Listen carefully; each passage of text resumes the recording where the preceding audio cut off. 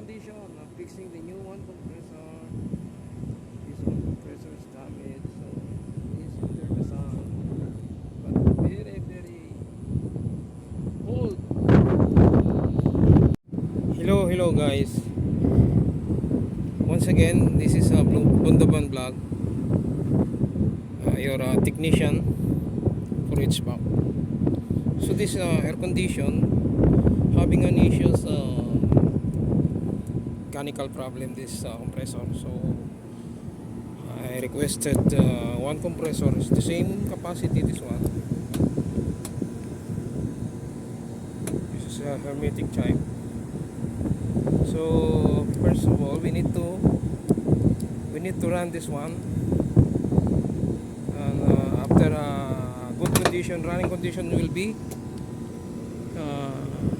fix this compressor in this unit.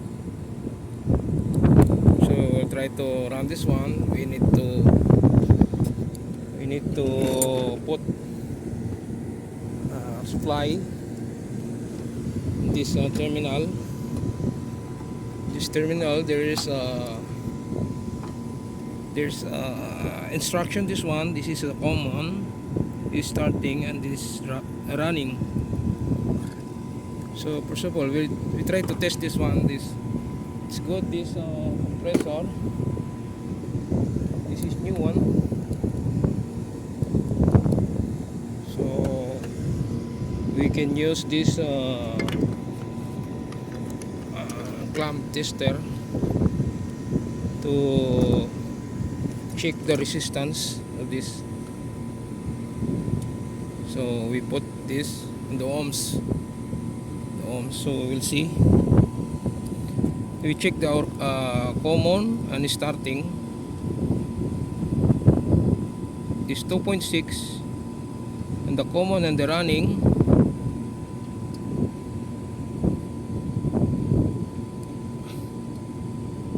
It was common and running. Let's see.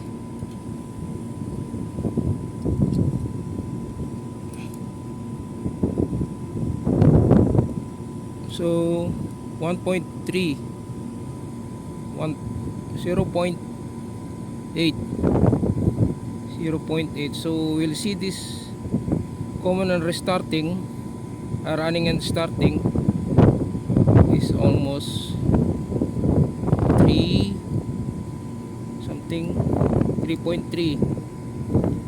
So this is almost, so it's good, this one. So we'll try to check this also. It's good. There is shorted. No, it's not shorted, this one. So it's good. So this is this compressor. There is a suction. This is the discharge. So this one, you can connect charging line with this one to charge or recharging a refrigerant. So then we'll try to run this one. Connect. We are using to connect this some wires. So we can use this one. Try this one. Okay. Where's the common running and starting? So we can take out this compressor terminals. So this is the terminals. There is no supply now, this one. Not supply. Okay. There is the same instruction, this one. So this is the running, this is the common, and this is the starting. So we'll try to run using these terminals. Okay. Okay. We can use this one.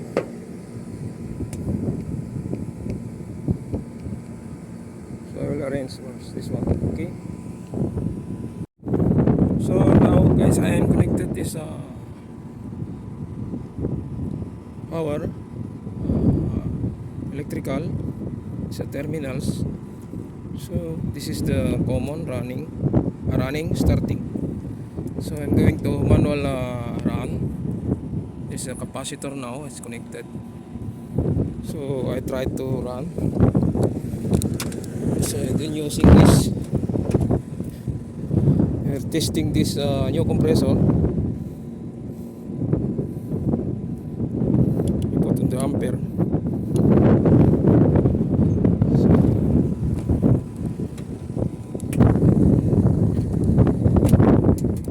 look.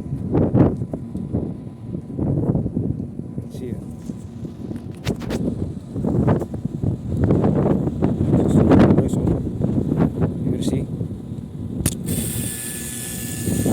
Now it's working. 6.2 amperes. Like that. So meaning to say it's correct connection. This wire. Because I push this contactor to manually run. So now it's ready to fix. Okay. So we'll take out first this compressor. Damage one. Okay. We need to stop now. So okay. So we need to fix now.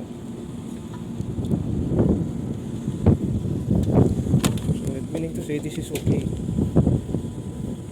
Feel hot. Really hot. Okay. Then we will return this one. So we need to take out this open this breaker. Okay.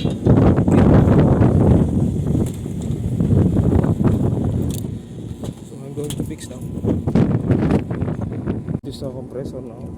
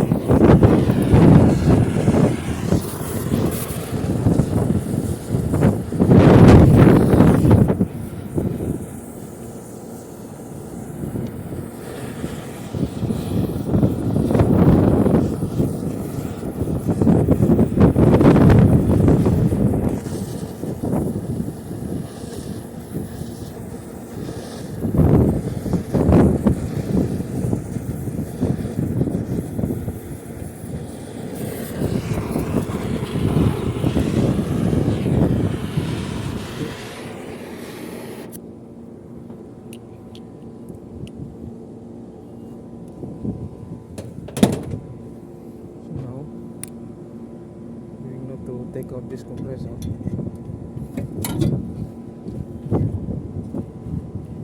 See?